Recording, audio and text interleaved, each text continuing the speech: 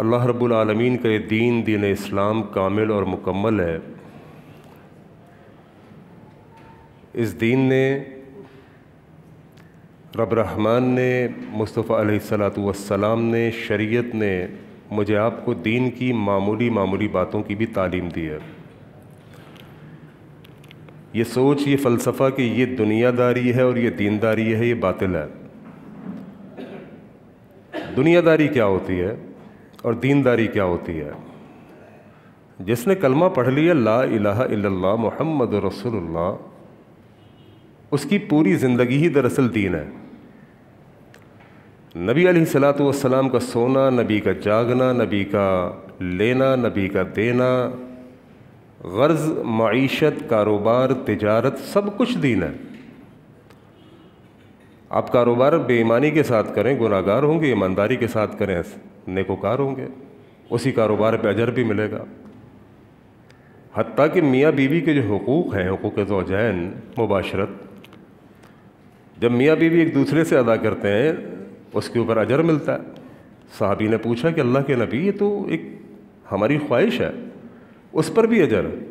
کہا یہی کام اگر تو کسی گناہ کے اندر جا کے کرتا، کسی غیر عورت کے ساتھ جا کے کرتا، کیا تجھے اس کا گناہ نہیں ملتا؟ کہا ہاں۔ کہا جب یہی کام اسلام کے دائرے میں آ کے نکاح کے پاک بندھن میں بندھ کے کرے گا تو اس پہ اجر کیوں نہیں ملے گا؟ ہر چیز دین ہے۔ جو کام آپ کریں گے اس میں دو طریقے ہیں، ایک صحیح اور ایک غلط۔ صحیح کی طرف آ جائیں گے تو ثواب ملے گا، غلط کی طرف آئیں گے تو گناہ ملے گا۔ اتنا سا فلسفہ ہے۔ ایک صحابی کے پاس،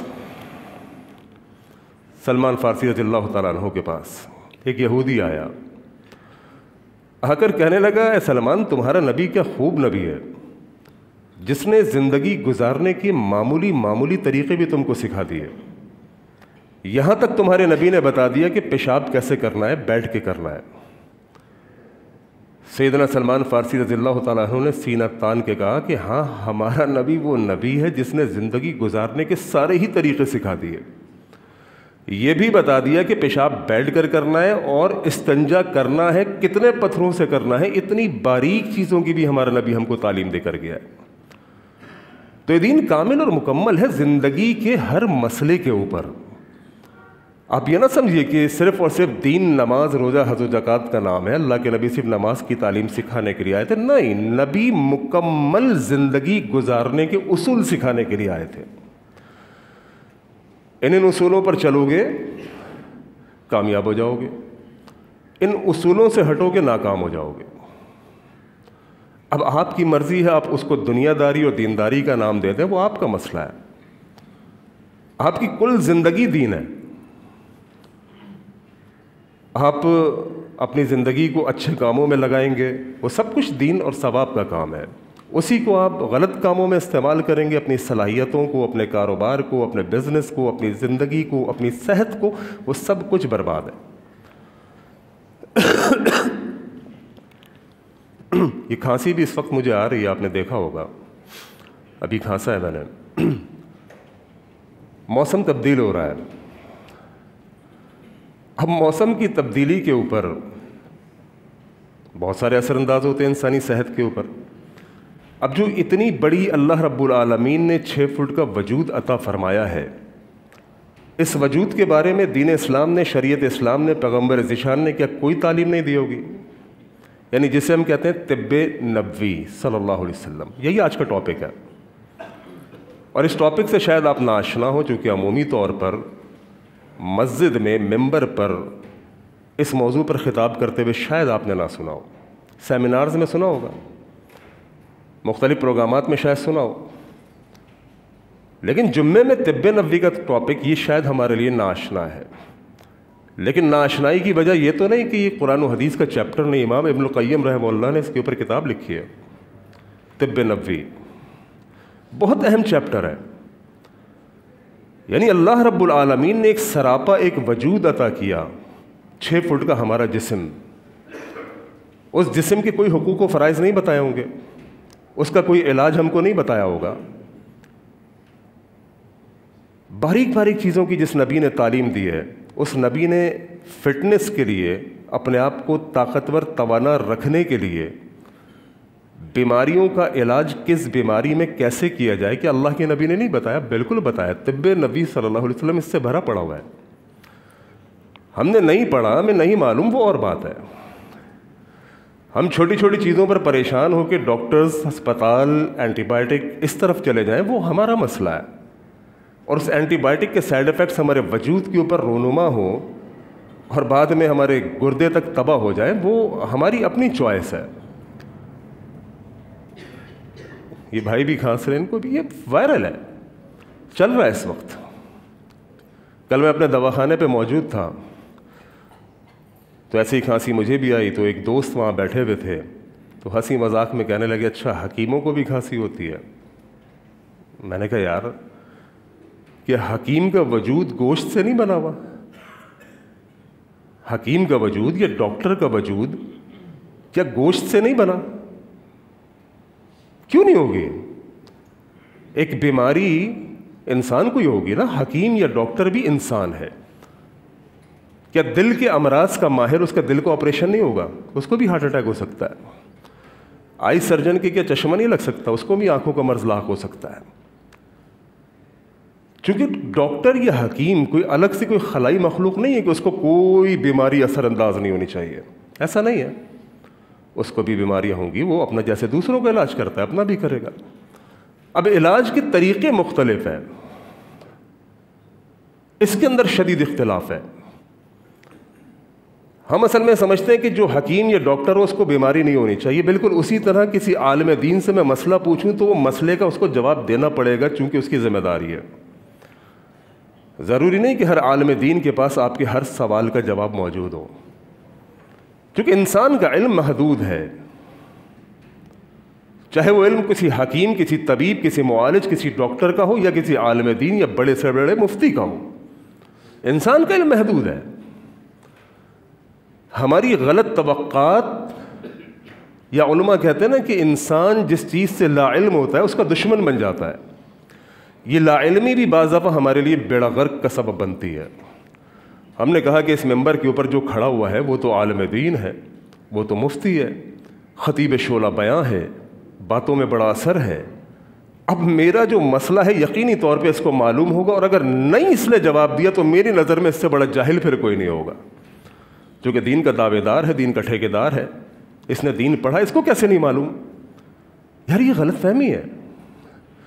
مکمل دین کا علم فرد واحد کے پاس ہو ممکن ہی کوئی نہیں ہے. ایک ہستی تھی، پیغمبر ذیشان جناب محمد رسول اللہ صلی اللہ علیہ وسلم، جن کے پاس مکمل دین کا علم تھا. کیوں؟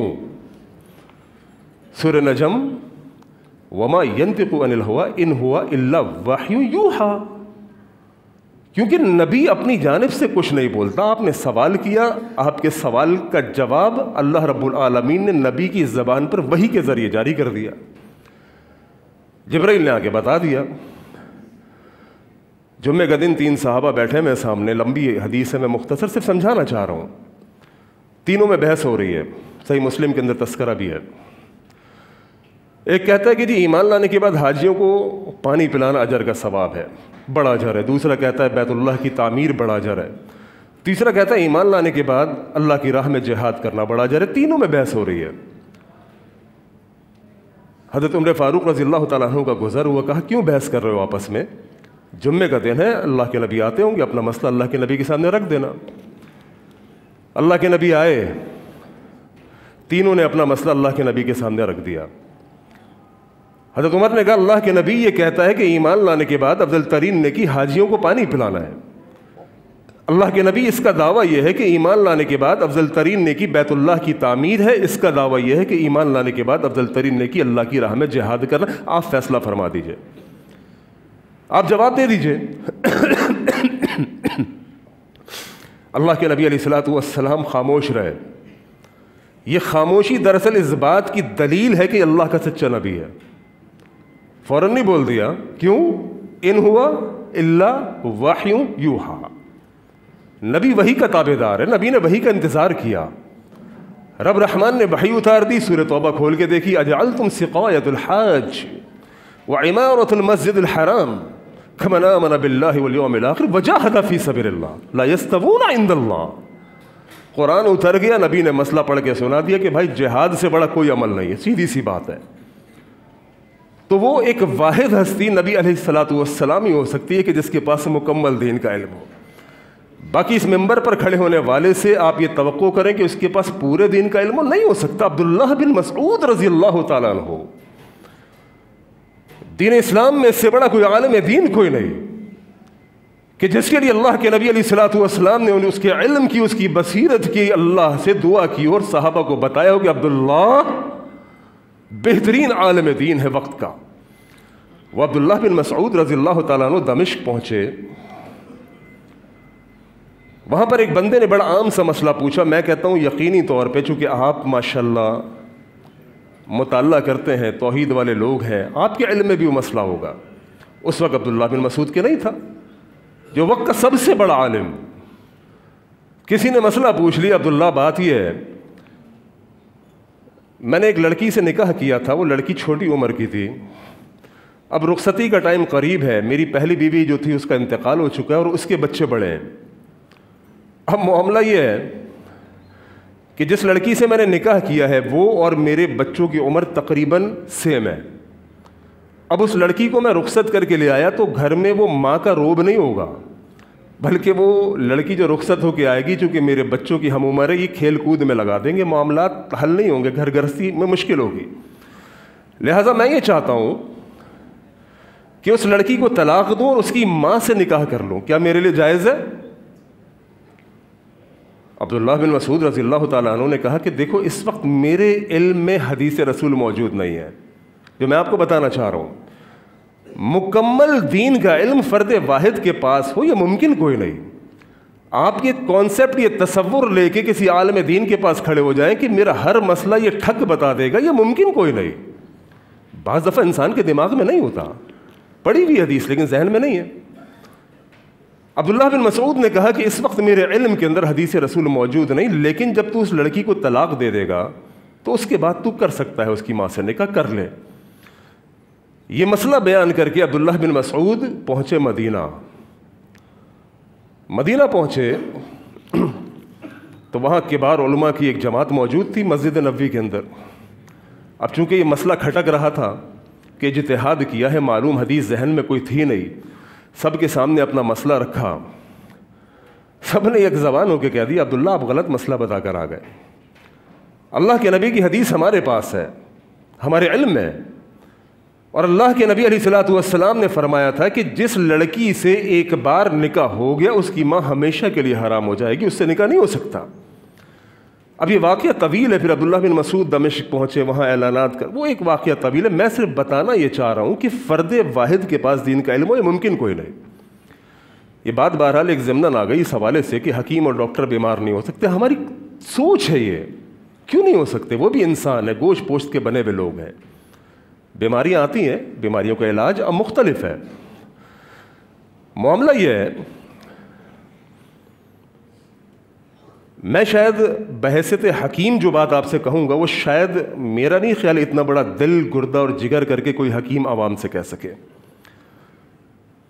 میں انصاف کے تقاضے کے اوپر ایک بات کہوں گا. بعض علاج میڈیکل سائنس کے پاس بہت اچھے ہیں, ایلوپیتھک, انگریزی ادویات, حالانکہ اس کے سائیڈ افیکٹس ہیں, لیکن بعض کنڈیشنز ایسی ہو جاتی ہیں کہ بڑے سے بڑا حکیم طبیب بھی اس کے پاس جائے گا. میں بھی یہاں ممبر سے گر جاؤں, میرا سر پھٹ جائے, آپ کیا کریں گے؟ ابھی مجھے ہارٹ اٹیک فوری طور پر آ جائے, آپ کیا کریں گے؟ طبہ اسپتال لے کے جائیں گے یا کسی حکیم کے پاس جائیں گے؟ بھائی فرسٹ ایڈ ان کے پاس ہے, فرسٹ ایڈ ان کے پاس ہے. ہارٹ اٹیک آ جانے کے بعد نہ آپ کسی ہومیوپیتھک کے پاس جا سکتے ہیں, نہ آپ کسی ہربلسٹ کے پاس جا سکتے ہیں, آپ کو جانا پڑے گا. لیکن ظلم ہے نا, ایک ظلم, وہ کیا ہے؟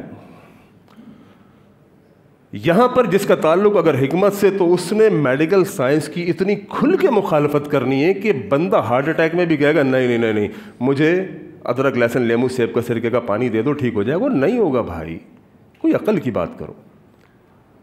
ابھی ہارٹ اٹیک آ چکا ہے, ابھی فوری آپ کو نیڈ ہے اینجیوپلاسٹی کی یا پھر بائی پاس کی. ہاں اگر آپ کے پاس ٹائم ہے, آپ کی رپورٹس بتا رہی ہیں کہ بلاکیج اتنے اتنے % ہے, اور اتنا آپ سروائیو کر سکتے ہیں تو ٹھیک ہے، پھر آپ ہربل کی طرف آئیں، بہترین علاج موجود ہے.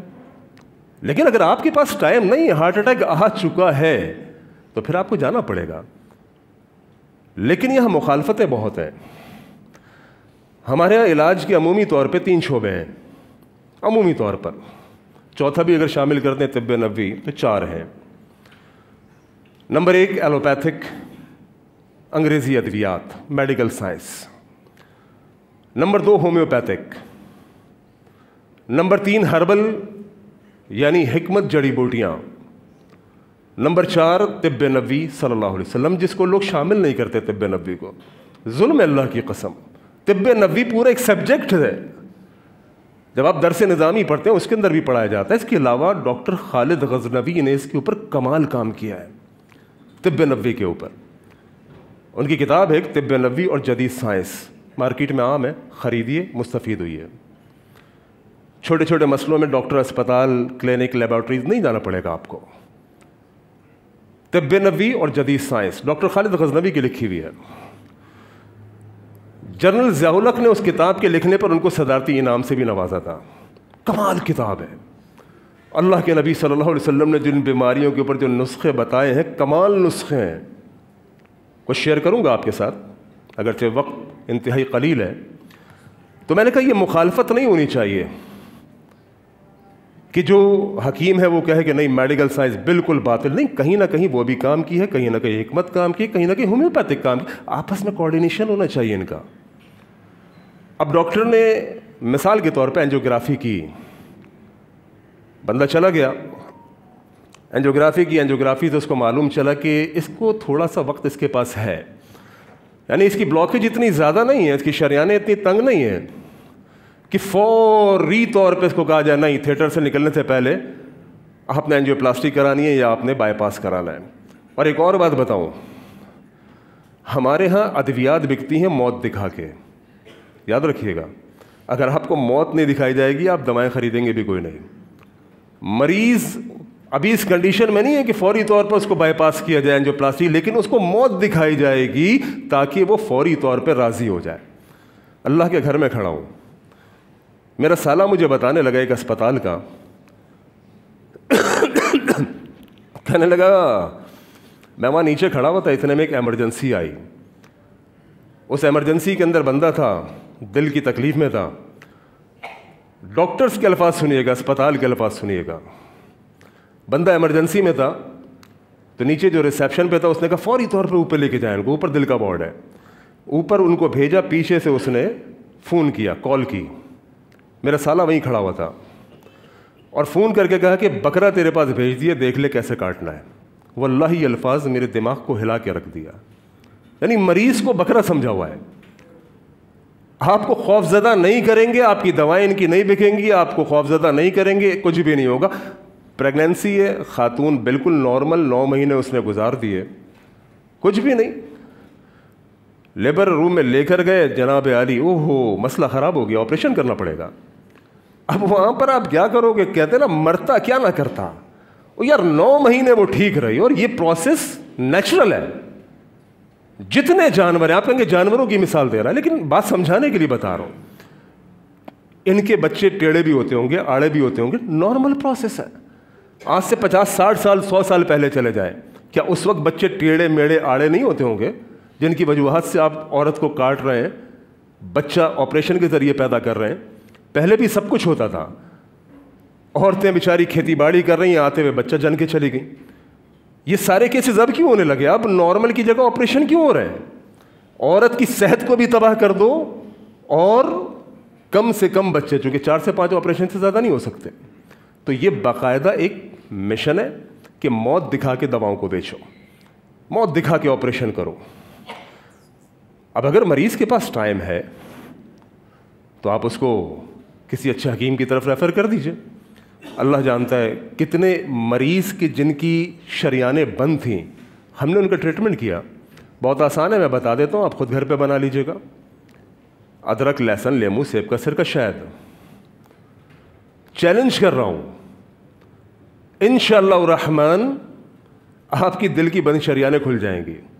لیکن بات یہ کہ آپ بائی پاس کرائیں گے, اینجیوپلاسٹی کرائیں گے, لاکھوں روپے دینے پڑیں گے, ان کا فائدہ انڈسٹری ہے پوری بھائی. مریض ابھی ہارٹ اٹیک کی ایسی کنڈیشن میں نہیں ہے یا اس کی بلاکیج اتنی زیادہ نہیں ہے, آپ کیوں اس کو لے کے جا رہے ہو یار؟ آپ کیوں اس کو بائی پاس کی طرف لے کے جا رہے ہو, اینجیوپلاسٹی کی طرف لے کے جا رہے ہو؟ کیمیکلز بھی اس کی باڈی میں جا رہے ہیں, لاکھوں روپے کا خرچہ بھی ہو رہا ہے. سمپل سا نسخہ ہے, ادرک, لہسن, لیمو, سیب کا سرکہ, شہد, ان چیزوں سے آپ کا سیرپ تیار ہوگا جو کہ آپ کے دل کی بند شریانوں کو بھی کھولتا ہے, کولیسٹرول کو لیول پہ کرتا ہے, گاڑے خون کو پتلا کرتا ہے. بہترین سیرپ ہے. کئی لوگوں کا اس کے ذریعے ہم نے علاج کیا, آج الحمدللہ وہ بائی پاس اینجیوپلاسٹی سے بچے ہوئے ہیں. لیکن جو ضد ہے نا, انہوں نے آپ کو ہربل کے قریب نہیں آنے دینا, آپ نے ان کی مخالفت کرنی ہے. یہ مخالفت اصل میں عوام کے لیے پریشان کن ثابت ہو چکی ہے. شہد نہیں استعمال کرنے دیتے یار, کتنی بڑی ظلم ہے. بچوں کو پہلے عمومی طور پہ بچے پیدا ہوتے تھے تو گٹی کے طور پہ شہد دیتے تھے. اب اسپتالوں میں منع کر دیا, نہیں شہد نہیں دینا گٹی. وہ بھائی کیوں نہیں دینا؟ شہد بہترین اینٹی بائیوٹک بھی ہے, بہترین اینٹی سیپٹک بھی ہے. آپ جتنے ابھی کھانس رہے ہیں, یقین کیجیے رات مجھے بڑی کھانسی ہو رہی تھی. کچھ غلطی ہماری اپنی بھی ہوتی ہیں نا, میں اب پروگرامات کرتا ہوں, اس کی وجہ ٹھنڈا غلطی ہے میری, لیکن پیتا ہوں, اس کا نتیجہ بھگتا میں نے کل رات سے. رات میں نے شہد پیا, صبح اٹھا ہوں, کھانسی ہوئی بڑی, اتنا سارا بلغم نکلا اس کے بعد سے, سانس وہاں سب بہترین, گرم پانی میں بھی ڈال کے پی لیا. کیوں نہیں آنے دیتے آپ نیچرل چیزوں کے قریب؟ ابھی جو وائرل چل رہا ہے اس میں لوگوں کے سینے جام ہو رہے ہیں, بخار ہو رہا ہے. آسان طریقہ ہے, بتا دیتا ہوں آپ کو, سارے جو کھانس رہے گھر جا کے کر لیجیے گا, دیکھیے گا کتنا اثر ہوتا ہے. لیکن شہد بھی خالص ہو, یاد رکھیے گا, عقیدہ بھی خالص ہو اور شہد بھی خالص ہو. بخاری کے اندر حدیث آتی ہے نا, صحابی آئے اللہ کے نبی علیہ الصلوۃ والسلام کے پاس, کہ اللہ کے نبی میرے بھائی کے پیٹ میں درد ہے. اللہ کے نبی نے کہا جا اس کو شہد پلا. واپس آ گیا, کہہ رہا اللہ کے نبی درد اور بڑھ گیا. اللہ کے نبی نے پھر کہا اس کو شہد پلا. پھر واپس آیا, اللہ کے نبی درد اور بڑھ گیا. اللہ کے نبی نے کہا پھر اس کو شہد پلا. پھر اللہ کے نبی نے کہا کہ رب سچا ہے, تیرے بھائی کا پیٹ جھوٹا ہے. اللہ نے تو کہا فی شفا لنا, شہد میں شفا ہے, تیرے بھائی کا پیٹ جھوٹا, رب سچا ہے. تو پورے یقین و اعتقاد کے ساتھ آپ مریض کو شہد استعمال کرائیں کسی بھی مسئلے میں. فیہ شفاء للناس, اللہ نے شہد میں شفا رکھی ہے. شہد خالص ہونا چاہیے. ابھی یہ وائرل کھانسی, نزلہ, بخار جو ابھی چل رہا ہے اور مزید چلے گا, پورے سیزن آپ شہد کا استعمال کریں. ہمارے یہاں کہتے ہیں شہد بہت مہنگا. بھائی باقی مہنگی چیزوں پہ آپ کو نہیں دکھتا. بچوں کو جا کے پیزا, برگر, شاورما کھلا دیتے ہو 5-5 ہزار روپے کا ایک رات میں, جس نے اس کی صحت کو تباہ کرنا ہے, جس نے اس کی صحت کو تباہ کرنا ہے. 2-4 ہزار روپے کا شہد مہینے میں کھلاتے ہوئے, شہد بہت مہنگا ہے. وہ بھائی وہ کتنی چیزوں سے تم کو بچا رہا ہے. جاؤ گے ڈاکٹرز کے پاس, اینٹی بائیوٹک لوگے اس کھانسی کے لیے, اس سینے کی جکڑ ہے, اس سے کروڑ گنا بہتر ہے کستے شیری ایک بوٹی ہے, پسی بھی مل جائے گی اگر اعتبار کا کوئی آپ کا پنساری ہے. ورنہ کوشش کیجئے ثابت لے لیجئے, اس کو پسوا لیجئے. تقریباً 1 پاؤ شہد کے اندر کوئی 60-70 گرام پسی ہوئی کستے شیری کی بوٹی پاؤڈر بنا کے آپ ملا کے گھر میں رکھ دیجئے. جس کو کھانسی, نزلہ, بخار, یہ ساری چیزیں ہیں جو وائرل میں آ چکا ہے, وہ بھی استعمال کرے, باقی گھر بھی استعمال کرے, تاکہ احتیاطی طور پہ بچ جائے. کیونکہ میں نے کہا شہد بہترین اینٹی بائیوٹک بھی ہے, شہد بہترین غذا بھی ہے, شہد بہترین شفا بھی ہے. شہد کے اندر اللہ رب العالمین نے کمال تاثیر رکھی ہے. بغیر مرض کے بھی روزانہ استعمال کریں. جو سیزن ابھی آ رہا ہے, گرمی, ٹھنڈ, گرمی, سردی, اس کی وجہ سے معاملات ہو رہے ہیں. ماسک کا استعمال کیجیے. وضو آپ 5 وقت کرتے ہیں, گھر میں جب آئیں فوری طور پہ ناک میں پانی ڈالیے, ناک سے پانی نکالیے. یہ وہ چیزیں کہ جن سے آپ اپنی ہیلتھ کو بہتر کر سکتے ہیں. عبداللہ نام ذہن سے نکل گیا, صحابی ہیں, ان کو ہارٹ اٹیک ہوا. آخری ایک نسخہ بتا کے طب نبوی کا اپنی بات کو ختم کرتا ہوں. ان کو ہارٹ اٹیک کا مسئلہ ہوا, یعنی دل کی تکلیف ہوئی. سعد بن ابی وقاص رضی اللہ تعالیٰ عنہ, نبی علیہ الصلوۃ والسلام نے طب نبوی سے ان کو بہترین ایک ٹوٹکا بتا دیا. وہ کیا؟ آقا علیہ الصلوۃ والسلام نے کہا کہ اجوا کھجور بما گٹھلی کے استعمال کیجیے, آپ کے دل کی تکلیف ٹھیک ہو جائے گی. یہ کیا ہے؟ یہ طب نبوی ہے. اجوا کھجور بما گٹھلی کے استعمال کیجیے, دل کے عارضوں کے لیے, دل کی تکلیف کے لیے بہترین چیز ہے. معالج کون ہے, حکیم کون ہے؟ محمد رسول اللہ صلی اللہ علیہ وسلم. تو طب نبوی صلی اللہ علیہ وسلم بیسکلی علاج بالغذا ہے, سمجھیے گا. طب نبوی علاج بالغذا ہے, جو کہ آپ کے گھر کے اندر, آپ کے کچن میں بہت ساری چیزیں ایسی موجود ہیں کہ جو آپ کو فائدہ دے سکتی ہیں. اونٹنی کا دودھ پیتا ہی کوئی نہیں, ملتا کوئی نہیں, چونکہ ہماری رغبت نہیں ہے, ورنہ ملے. بیچ میں کچھ کلپس وائرل ہوئے تو لوگوں نے خریدنا شروع کیے. اونٹنی کا دودھ بہترین قسم کی انسولین ہے. آپ انسولین جو لگا رہے ہیں نا, اونٹنی کے دودھ کے اندر اللہ رب العالمین انسولین رکھی, شوگر کے مریض کو دیجیے. حتیٰ کہ انسولین کے لیے آپ اونٹنی کا دودھ استعمال کریں, اور ساتھ کینسر کے مریض کے لیے بھی اونٹنی کے دودھ میں بڑی شفا ہے. اور بھی بہت ساری چیزیں ہیں. وقت ہمارا ختم ہو چکا ہے. آئندہ کبھی موقع ملا تو اس بات کو ہم مزید کنٹینیو بھی کر سکتے ہیں. اپنی صحت کا خیال رکھیے. انسان صحت مند ہوگا, عبادت اچھی ہوگی. صحت مند اللہ کو بھی پسند ہے, طاقتور مومن اللہ کو بھی پسند ہے. اللہ کریم تمام بیماروں کو صحت یابی عطا فرمائے. اللہ کریم کہنے سننے سے زیادہ عمل کی توفیق عطا فرمائے. وآخر دعوانا ان الحمد للہ رب العالمین.